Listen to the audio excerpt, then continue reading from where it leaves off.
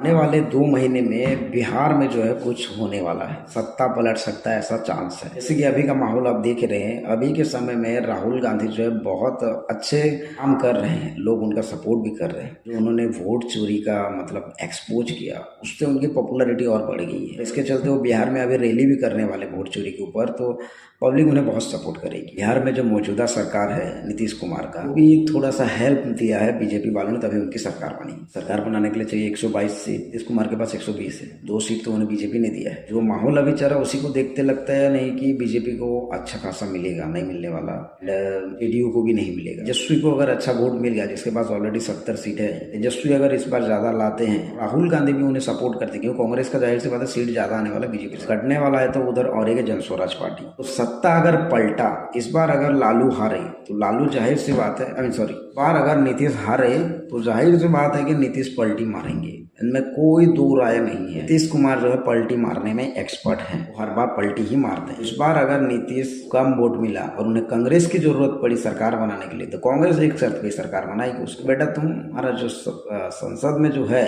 Lok Sabha seat, वो हमको देना पड़ेगा। अगर उसके 12 सीट अगर चले गए, फिर भी बीजेपी की सरकार ही रहेगी, लेकिन उसके बाद भी तो कुछ काम होगा ना। एकनाथ शिंदे जी हैं, उससे कुछ बात किया जाएगा, वो अगर अपना 7 सीट खींच लें तो फिर सरकार गिर जाएगी बीजेपी। अगर नायडू को बोल देंगे पीएम बना देंगे, तो वो भी अपना 16 सीट खींच लेगा, बीजेपी की सरकार गिर जाएगी। ये एक्सपेक्टेशन है और ऐसा हो भी सकता है, ये राजनीति है और भारत में ऐसा होता ही है। ये पहली बार नहीं है, 1989 और 90 में भी ऐसा ही हुआ। इस दिन करके देखो, सत्ता पलटने में टाइम नहीं लगेगा। जो हालात अभी देश में चल रहे हैं जगह जगह, अभी हाल ही में कल की बात है, मणिपुर में 43 सदस्य जो बीजेपी में थे वो रिजाइन कर दिए एक साथ, मतलब मास रिजाइनेशन यार, एक साथ उतने लोग, मतलब वहां भी जो है पब्लिक विद्रोह कर रहा है। सेम हालात आसाम में भी है, आसाम में भी मोर्चा निकल रहा है, लोग जो है कैंडल लाइट लेके निकल रहे हैं, जो एससी कास्ट के लोग अपने राइट्स के लिए वो लोग प्रोटेस्ट कर रहे हैं। जगह में राजस्थान में भी ऐसा हमने सुना है। माहौल अभी जो है ना, हमारे जो मौजूदा गवर्नमेंट के लिए माहौल अभी खराब हो रहा है, चलते सत्ता पलटने का बहुत बड़ा चांस है। और इसका सबसे बड़ा वो शुरू हुआ तब से जब एसएससी प्रोटेस्ट हुआ,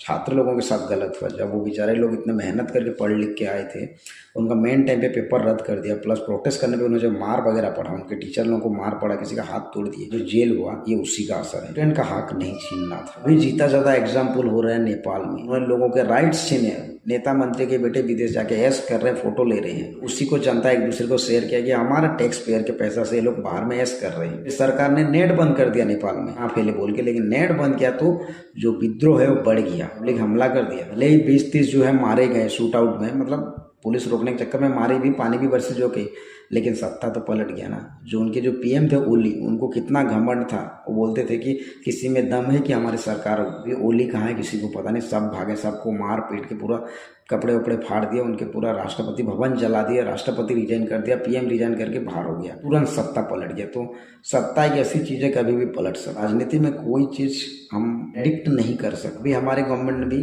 टूट सकती है, क्योंकि जनता अभी बहुत आक्रोश में है। जो गलत हुआ है, किसान आंदोलन, एसएससी स्कैम, उससे पहले भी एग्जाम का कैंसिल होना मेन टाइम पे, ऊपर से जंगल वगैरह काट रहे हैं, स्कूल बंद होने का बाद, तो ये सब चीजें जो है ना अभी मौजूदा गवर्नमेंट को कमजोर कर रही है। इस तरह से संसद भवन में भी ये लोग उल्टी सीधी बातें कर रहे हैं, कोई जाके समोसा का चर्चा कर रहा है। हरियाणा में एक लड़की का बेचारे के बॉडी का पार्ट काट के कोई ले गया, मार दिया, एक अच्छी खासी लड़की बच्चों को पढ़ाती थी, उसके ऊपर संसद में कोई चर्चा नहीं, पुलिस ने कोई केस नहीं लिखा, उसको आत्महत्या बना के केस बंद कर दिया। तो जनता को पूरा पता है क्या है, जिस दिन जनता अगर आ गई रास्ते पे तो सरकार कुछ नहीं कर पाएगी।